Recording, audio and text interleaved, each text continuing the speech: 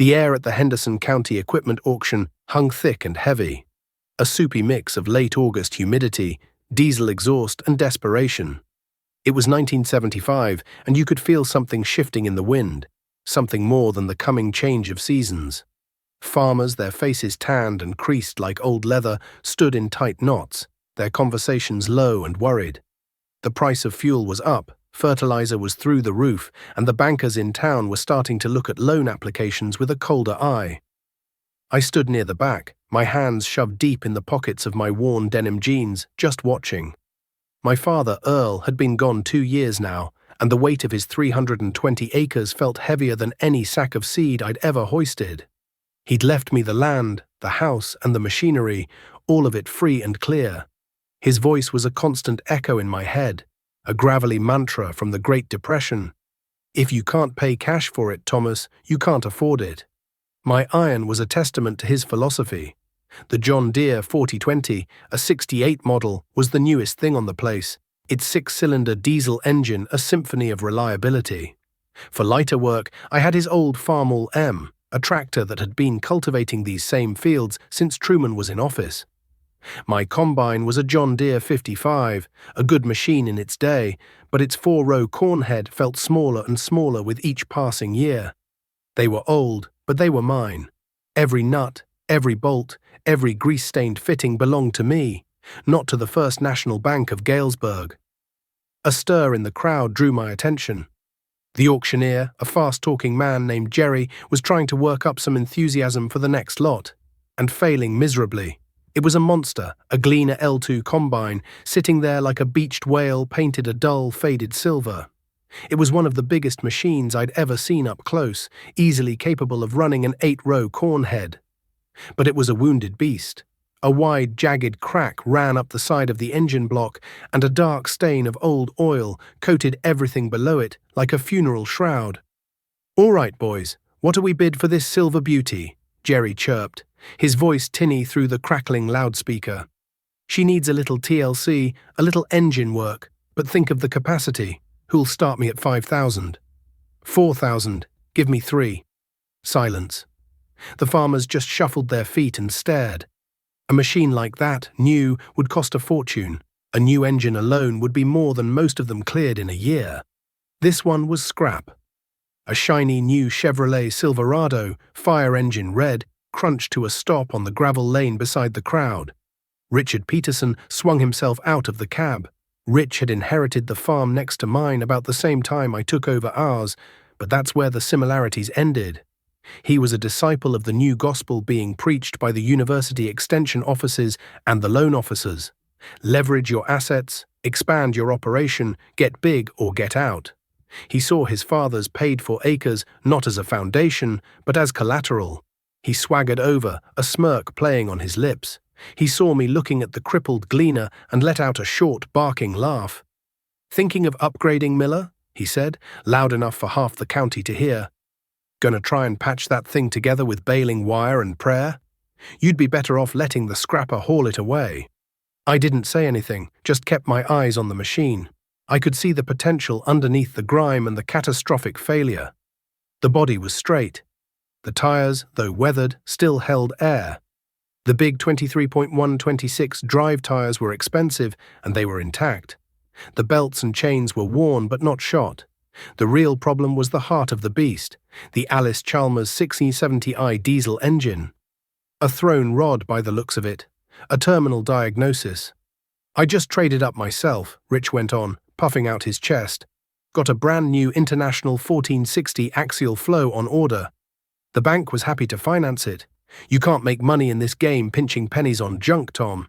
You gotta spend money to make money." The auctioneer was getting desperate. "Boys, this is a heavy machine.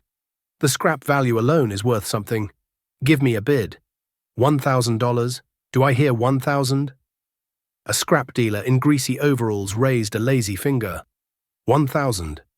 Got 1,000. Now who'll give me 1,100? My heart started to pound. Dad had left me a small life insurance policy, a few $1,000s he'd tucked away for an emergency. He'd told me it was my rainy day fund. Looking at the dark clouds gathering on the economic horizon, it felt like a storm was coming. Having a high-capacity combine, a paid-for combine, could be the difference between surviving that storm and drowning in it. 1100, I said. My voice was quiet, but in the silence it sounded like a gunshot. Heads turned.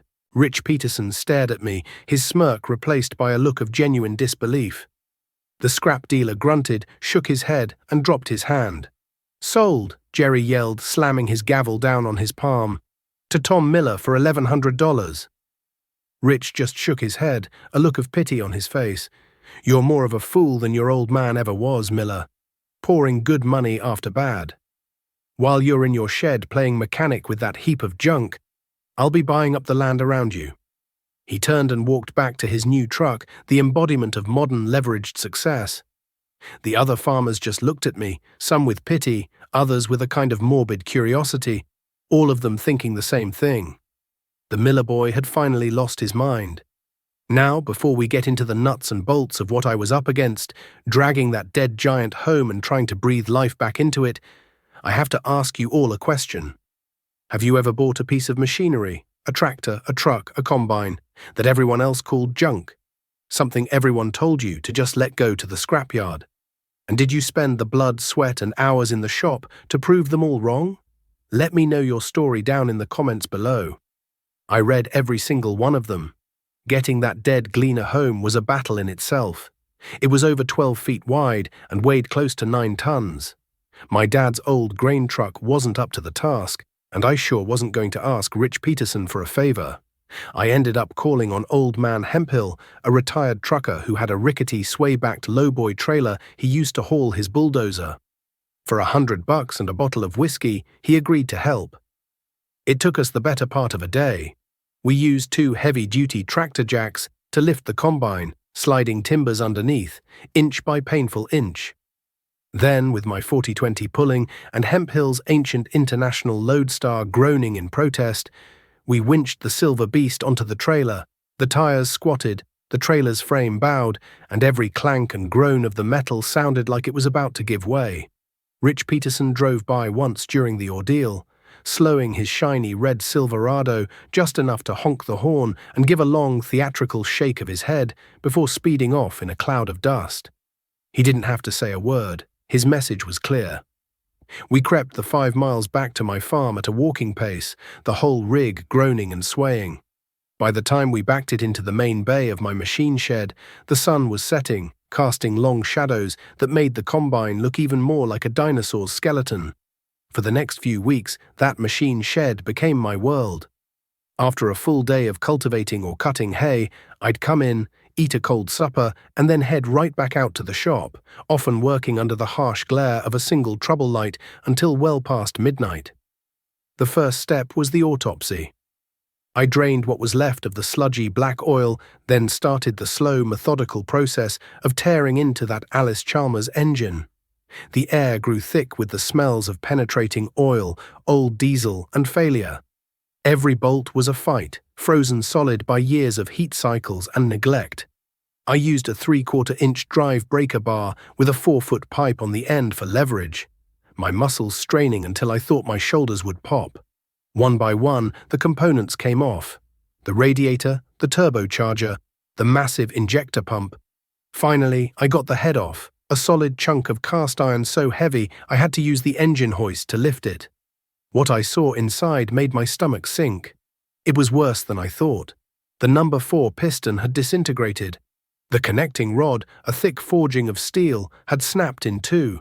The bottom half had been whipped around by the crankshaft, pulverizing the inside of the oil pan and scoring the cylinder wall beyond repair. The top half had been driven upwards like a spear, punching a clean fist-sized hole right through the side of the engine block.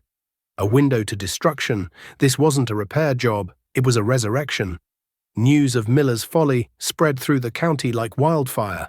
At the co-op, waiting to fill my fuel barrels, I'd hear the whispers. Heard Tom Miller paid over $1,000 for that busted-up Gleaner from the Henderson sale. Yeah, my cousin saw it. Threw a rod right through the block, it's scrap. The worst of it came from Rich. He held court at the diner in town every morning, telling anyone who would listen how I was living in the past, how my father's stubborn, debt-averse ways were going to run my farm into the ground.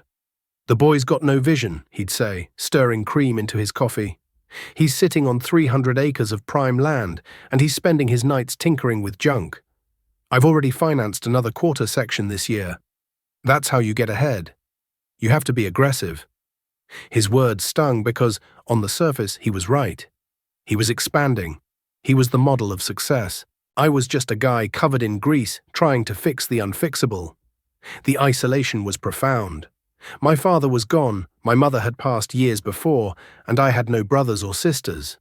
The farm was my only companion, and right now it felt like a demanding and unforgiving one. My only option was to find a donor engine block.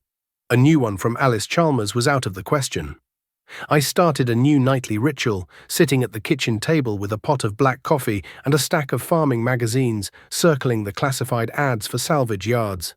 My phone bill skyrocketed with long-distance calls to yards in Iowa, Missouri, Nebraska, and Minnesota. The answer was always the same. "A 670i? Haven't seen one of those in years, son." "Got a block, but it's cracked too." "Yeah, we had one, but it went to the foundry last month." After weeks of dead ends, I got a lead. A yard owner in Kearney, Nebraska, thought he might have something. "It's not out of a combine," he said, his voice crackling over the line.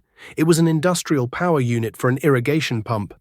Got wrecked in a tornado. Been sitting in the back corner of the yard for 5 years. Can't promise anything, but the tag says it's a 670. The next Saturday, I was on the road before dawn in my old '68 Ford F100, the cab smelling of stale coffee and determination. The 5-hour drive to Kearney was a long, flat ribbon of concrete through an endless sea of corn and soybeans. I found the salvage yard, a sprawling graveyard of rusting iron. The owner, a grizzled man with a dog-eared cap, pointed me toward the back. "It's over past them old cotton pickers," he grunted. "If you can get to it, it's yours." And there it was, half swallowed by weeds and prairie grass. A massive Alice Chalmers power unit, its sheet metal housing twisted and mangled from the storm. But beneath the wreckage, the engine block looked intact. I spent 2 hours with a wire brush and a scraper, cleaning grime and rust off the casting numbers. My heart leaped when I saw them. They matched. It was the right block. The owner wanted $500 for the whole unit. It was more than I wanted to spend, another deep cut into my father's emergency fund. But it was my only shot. I paid the man in cash, and we used his big front-end loader to hoist the entire derelict machine onto my flatbed trailer. The long drive home was filled with a fragile, cautious optimism. I had the heart. Now the real work could begin. The last few years of the 1970s were a strange time to be a farmer. On one hand, things had never been better. The massive grain sales to the Soviet Union had sent commodity prices into the stratosphere. Corn was fetching over $3 a bushel, a number that would have seemed like a fantasy just a decade earlier. Land values followed suit, doubling and then tripling in what felt like an overnight boom. A wave of heady optimism washed over the heartland, and the banks were riding the crest, handing out money with a smile. The mantra from Washington was clear: plant Fensero to Fensero, feed the world. Rich Peterson drank it all down like cold beer on a hot day. He was the poster child for the new era. He used his soaring land equity as a magic wand, waving it at the bank to get loans for more land, bigger equipment, and grander projects. He bought the 80-acre parcel that separated my farm from his, paying a price that made the old-timers at the co-op whistle and shake their heads. He built a towering new grain leg and a set of massive Butler grain bins that dwarfed my old wooden cribs. The brand-new International 1460 he'd been so proud of was traded in for an even bigger 1480, its red paint gleaming in the sun as it devoured his ever-expanding fields. He'd drive by my place, sometimes slowing his truck to watch me. I was still farming my same 320 acres. I was still driving my 4020. And in the evenings, I was still in the machine shed, covered in grease, painstakingly rebuilding the engine for my junk combine. To him, and to most everyone else, I was a relic. A stubborn fool clinging to the past while the future was passing him by.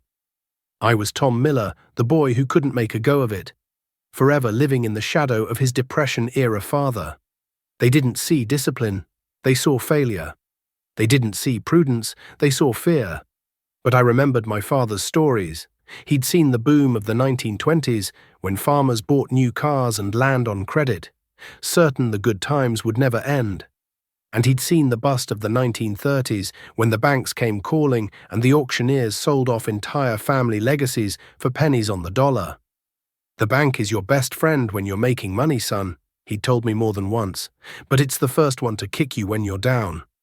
So I resisted the siren song of easy credit. I farmed my land, paid my bills in cash, and banked what little profit I made. Every spare dollar and every spare moment went into that gleaner. The work was slow and meticulous. I took the donor block to a machine shop in Moline to have it magnafluxed for cracks and decked to ensure it was perfectly flat. It checked out. I spent an entire winter in the frigid cold of my shop, hunched over that engine block. I honed the cylinder walls myself, using a ball hone on a slow-speed drill, constantly checking the crosshatch pattern. I ordered new pistons, rings and bearings from a supplier in Kansas City. I plastigauged every single main and rod bearing, checking the clearance down to the thousandth of an inch, just like the service manual said. I meticulously cleaned the crankshaft, polishing the journals until they shone. Slowly, piece by piece, it started to look like an engine again. I timed the camshaft to the crankshaft, installed the injector pump, and torqued the head bolts in the precise sequence the book required. It was a lonely vigil, punctuated by the screech of the box fan in the summer and the hiss of the propane heater in the winter. My only company was the radio on the workbench, usually tuned to WGN out of Chicago, its farm reports and old-time radio shows a comforting drone in the background.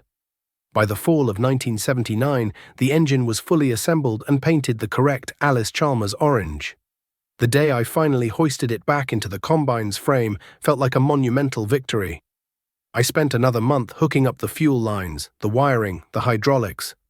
Finally, the moment of truth arrived. I bled the fuel system, checked the oil one last time, and climbed into the cab. The key felt foreign in my hand after all this time. I turned it, the starter groaned as it engaged the massive flywheel, and the engine began to turn over. Whoosh, whoosh, whoosh.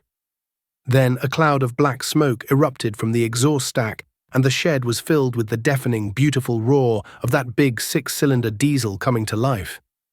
It settled into a deep, rumbling idle that vibrated through the concrete floor and up into my bones. I had done it. After 4 years of ridicule and lonely labor, the beast had a new heart. That evening, as I was cleaning the last of the grease from my hands, a voice came over the radio on the workbench. It was a news report. The announcer was talking about the new chairman of the Federal Reserve, a man named Paul Volcker. He spoke of a radical new plan to whip inflation by aggressively raising interest rates. The announcer's tone was matter-of-fact. Just another piece of news from a world away. But the words hung in the cold night air of my machine shed. Interest rates. I shut off the water and dried my hands on an old rag, the rough fabric scratching against my calloused knuckles. I looked at those hands, stained with the grime of my debt-free machine. Then I walked to the big sliding door and looked out across the fields, toward the towering silver grain bins on Rich Peterson's farm, their silhouettes stark against the twilight sky. Every one of those bins, every acre he'd bought, every piece of shiny red equipment in his shed, was tied to a banknote with a floating interest rate. A cold dread, one that had nothing to do with the coming winter, settled deep in my gut. A storm was coming, far bigger and more destructive than the one that had wrecked my donor engine. My harvest was almost ready, but his was about to be put to the test. The first real harvest with the resurrected gleaner was in the fall of 1980. It was a good year for corn, the ears heavy on the stalks, and the weather held clear and dry through October. The big Alice Chalmers diesel didn't miss a beat. It fired up every morning with a plume of reassuring black smoke and settled into that deep, throaty rumble I'd come to love. The 8-row corn head, which I'd found at a consignment sale and rebuilt over the summer, chewed through the fields at a steady pace. I wasn't setting any speed records, but I was getting the crop out of the field and into my bins, and every bushel was mine, free and clear. The first sign that the world was changing came not from the fields, but from the radio. President Carter had announced a grain embargo against the Soviet Union. The news sent a shockwave through the grain markets. The price of corn, which had been comfortably over $3, plummeted. At the co-op, the mood soured overnight. The same farmers who had been clapping each other on the back a month earlier were now huddled in worried groups, their voices low. I saw Rich Peterson there one afternoon. He was leaning against the fender of his Silverado, which was now caked with a permanent layer of field dust. The confident smirk was gone, replaced by a tight, worried line around his mouth. "This embargo is temporary," he said, more to himself than to anyone else. "They'll sort it out. The market will bounce back. It always does." But it didn't. The prices stayed low, stuck in the mud. Then the second blow landed. The whispers about Paul Volcker and the Federal Reserve became front-page news. The prime interest rate, the number the bankers used to build all their other loans on, started to climb like a runaway freight train. 10%, 12, 15. It kept going, an unbelievable, terrifying ascent. My operating loan for the year, a small one I took out for seed and fertilizer and paid off every fall, was fixed at 8%. But Rich's entire empire, his land, his bins, his new machinery, was financed on floating-rate notes. I'd overhear snippets of conversation at the diner. His annual operating note for that year was at 18%. The payments on his land had nearly doubled.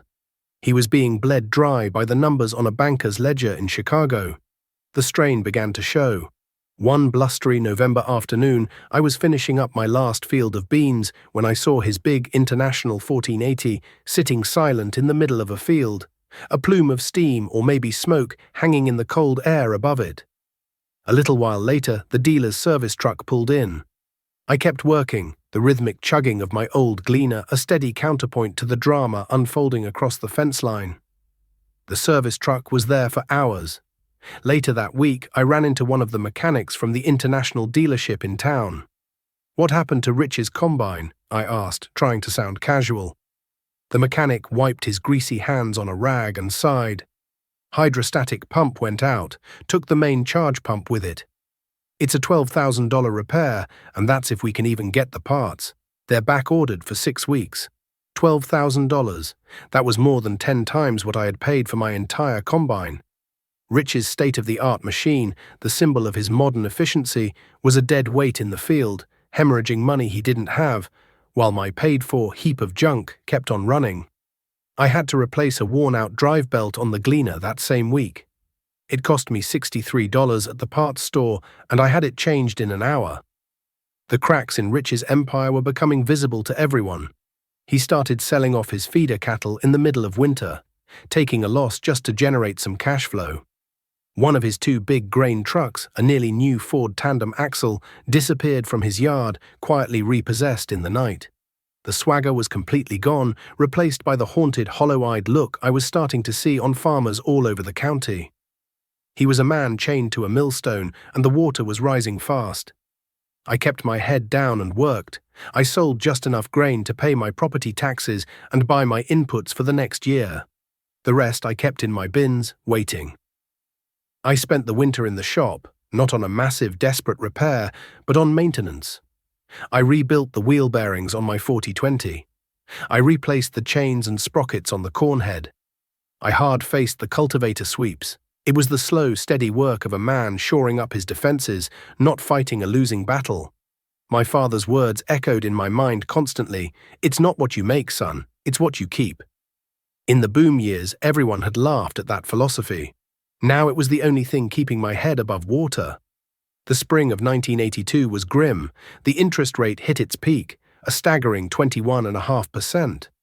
It was a death sentence for anyone carrying heavy debt. The local newspaper, once filled with ads for new equipment and farm expansion loans, was now thick with legal notices of foreclosure auctions. Friends I had gone to school with, good farmers from good families, were losing land that had been in their names for 100 years. The camaraderie at the co-op was gone, replaced by a grim, suspicious silence. Every man was an island, desperately trying to keep from being washed away by the economic tide. Rich Peterson was drowning. His operating loan for the year was denied. The bank, which had courted him so aggressively just a few years before, now saw him as a liability. He couldn't afford to put a crop in the ground.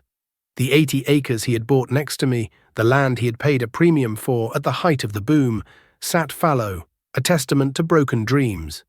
Weeds grew thick and tall where pristine rows of corn should have been. The auction notice appeared in the paper in late July. It was a full-page spread. The entire Peterson farming operation. All the land, all the equipment, everything. The date was set for a Saturday in mid-August, almost 7 years to the day since I had bought the broken gleaner at the Henderson County sale. The day of the auction was hot and still.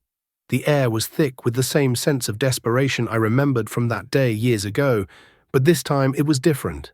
It wasn't about opportunity, it was about survival and loss. The crowd was huge but quiet. They weren't there to vulture a neighbor's misfortune. They were there because they felt a grim kinship, a sense that it could just as easily be their name on the sale bill.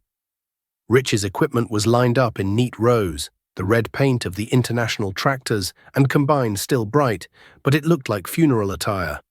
The 1480 combine, its hydrostatic pump finally repaired, sat there like a monument to bad timing. The auctioneer started, his voice lacking its usual upbeat rhythm. He knew this wasn't a celebration, it was a dissection. The bidding was sluggish.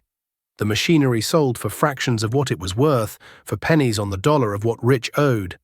A 5-year-old International 1086 tractor with 4,000 hours, a machine he'd paid over $30,000 for, sold for $9,000. The massive grain bins, his pride and joy, were sold for their scrap value to a crew that would come and tear them down. I stood at the back, just as I had all those years ago, my heart heavy. This wasn't a victory, it was a tragedy. I saw Rich standing near the farmhouse, his shoulders slumped, his face pale. His wife stood beside him, her arm linked through his, her expression a mask of quiet grief. He wasn't the arrogant rival anymore, he was just a man who had lost everything. When the auctioneer got to the land, a hush fell over the crowd. This was the final act. They sold it off parcel by parcel. When they got to the 80 acres that bordered my farm, I felt a knot tighten in my stomach. This was the piece of ground that had represented his grand ambition. The bidding started low. The land market had collapsed just as surely as the equipment market. An acre that had sold for $3,000 in 1979 was now struggling to fetch $800. A few local investors made half-hearted bids, but no one had any real money. The auctioneer looked out over the crowd. "I have $800 an acre. Do I hear $850?" Silence. I thought of my father. I thought of his warnings, his stubborn insistence on living within his means. I thought of the long, lonely nights in the machine shed, the grease under my fingernails, the ridicule I had endured. It had all led to this moment. I had cash in the bank, money I had saved from the good years, money that wasn't earning 20% interest, but wasn't costing me 20% either. $850, I said. My voice was steady, heads turned. The auctioneer's eyes found me. "I have $850 from Tom Miller. Do I hear $900? The investors shook their heads. The bidding was done. "Sold," the auctioneer cried, his gavel cracking in the still air. 80 acres to Tom Miller. I didn't feel a rush of triumph. I just felt the immense, somber weight of the moment. I had just bought my neighbor's dream, born of debt, for cash. My father's philosophy, forged in the crucible of the Great Depression, had been vindicated in the fire of another great farm crisis. A few weeks after the auction, after the last of the equipment had been hauled away and the Peterson farmstead stood empty and silent, I saw a pickup truck I didn't recognize pull into Rich's old driveway. It was a rusty, beat-up old Chevy. Rich got out. He didn't look like a farmer anymore. He was thinner, wearing a clean but faded shirt and work boots that weren't caked in mud. He just stood there for a long time, looking at the empty place where his life used to be. I got in my own truck and drove over. I pulled up beside him and killed the engine. We sat in silence for a minute, the only sound the buzzing of cicadas in the late summer heat. "Heard you bought the 80, he said finally, his voice raspy. He didn't look at me. "I did," I said. He finally turned, and I saw the full extent of the damage in his eyes. The arrogance was gone, scoured away by humility and loss. "You were right, Tom," he said, his voice cracking. "You and your old man.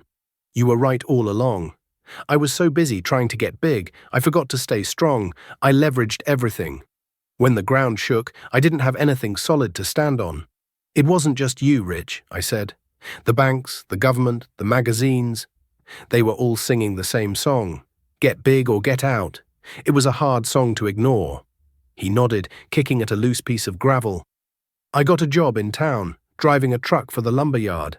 It's a living. He let out a short, bitter laugh. Funny, I spent all that money on the newest iron so I wouldn't have to work so hard. And here I am, working harder than ever for a tenth of what I thought I was worth. An idea, one that had been slowly forming in the back of my mind, came to the front. I'm going to have 400 acres to farm now, I said. That's a lot for one man. I could use some help next spring, planting and cultivating, especially from someone who knows that 80 acres better than anyone. He looked at me, his eyes filled with a mix of surprise and suspicion. A handout, Miller? No, I said firmly. A job. I'll pay you a fair wage. You know machinery, you know this ground. I'd be getting the better end of the deal. He stared at the empty farmstead for a long time, then back at me. I saw a flicker of something, a spark of the old pride, but it was different now. It was tempered, refined by fire. He slowly stuck out his hand. I'd like that, Tom, he said. I'd like that a lot. I shook his hand. It was rough and calloused, just like mine. In that moment, we weren't rivals anymore. We were just two farmers, two survivors, standing on the same patch of Illinois dirt that had given us everything and taken it all away. Rich came to work for me that next spring, and the spring after that. He was a good hand, a hard worker. The first time he climbed up on my old John Deere 4020, a tractor he once would have scoffed at, he ran his hand over the worn green paint and just nodded. He understood. We never talked much about the past, but we didn't have to. The understanding was there, in the quiet respect we showed each other, in the shared language of planting depths and weather forecasts. The farm crisis eventually bottomed out, and the 1980s gave way to the 90s. Things slowly got better. Commodity prices stabilized, and land values began a slow, steady climb back from the abyss. I kept farming, and I kept expanding, but I did it my father's way. I bought 2 more parcels of land over the next decade, both from estates, both for cash. I never borrowed a dime from the bank for land or equipment. My operation grew to nearly 600 acres. I eventually hired Rich on full-time, and we farmed it all together. He saved his money, and after about 10 years, he and his wife were able to buy a small house in town, a place that was truly theirs. I eventually bought a newer tractor, a John Deere 4440 with a Soundguard cab, but I paid cash for it, and I kept the old 4020. I kept the Farmall M, and I kept the Gleaner L2. It was my primary machine for 20 years. Every fall, that big Alice Chalmers engine would roar to life, a testament to the long nights I had spent bringing it back from the dead. My son, Daniel, was born in 1985. He grew up in the shadow of that machine. When he was little, he'd ride in the small buddy seat I'd installed in the cab, his eyes wide as the rows of corn disappeared into the big grain head. As he got older, I taught him how to grease the fittings, how to change the oil, how to listen to the sounds of the engine and know when something wasn't right. One evening in the late 90s, Daniel, then a teenager with grease on his hands and farming in his blood, stood with me in the machine shed. We were looking at the old Gleaner. Its silver paint was faded and patched, its sheet metal dented and scarred from thousands of acres of work. It looked tired, but it was still ready to go. "Dad," he said, "some of the guys at school, their dads have these new combines. Big rotaries with GPS and yield monitors. They say this old thing belongs in a museum." I smiled and put my hand on the big drive tire, its rubber cracked with age but still holding air. I walked over to the side of the machine and patted the engine block right over the spot where the hole used to be. The orange paint was flaked and stained, but the block itself was solid as bedrock. "Let me tell you something, son," I said, my voice quiet in the big, still shed. "This machine taught me the most important lesson you can learn in farming or in life. It's not about having the newest or the biggest or the shiniest. It's about owning what you have. This combine doesn't have a payment book. It doesn't have a lien against it at the courthouse. It represents freedom. In the good years, it lets us put money in the bank. In the bad years, it lets us survive. That fancy new combine with the GPS is a wonderful tool, but if the bank owns it, it's not a tool. It's a chain. I looked at my son, hoping he could see past the faded paint and the dents, hoping he could see the story written in the steel. Your grandfather taught me that, I continued, and this old machine proved him right. It may not look like much to other people, but to me, it looks like a legacy. It's the reason we're still here. Never forget that. He looked from the combine to me, and in his eyes I saw that he understood. He reached out and laid his own hand on the cool, solid steel of the engine block, a silent promise passing from one generation to the next. The sun was setting, casting long golden rays through the open door of the shed, illuminating the dust motes dancing in the air. The old gleaner stood there, not as a relic of the past, but as a timeless guardian, its silent, rumbling heart a symbol of the enduring strength found not in leverage and risk, but in patience, hard work, and the simple, profound wisdom of living debt-free on the land.